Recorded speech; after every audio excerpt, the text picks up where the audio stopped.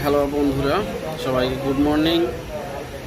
আমি আজকে আপনাদের সামনে একটা ওষুধ শেয়ার করব। যারা হাঁস মুরগি পালেন তাদের জন্য একটি সুখবর। অনেক সময় দেখা যায় যে মুরগির পা পড়ে যায় এবং মুরগি দিন দিন অসুস্থ হয়ে যাচ্ছে। তাদের ক্ষেত্রে আমি বলি যে বাজারে অনেক রকমের ওষুধ আছে,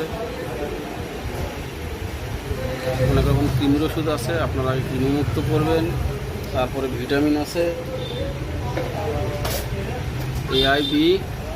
এই ওষুধটা আপনারা প্রতিদিন খাওয়াবেন, তাহলে আপনাদের মুরগির হাত পা পড়া থেকে রক্ষা পাবে এবং মুরগি সুন্দর হবে এবং সেই সাথে আপনারা জিঙ্কও খাওয়াতে পারেন, তাহলে আপনার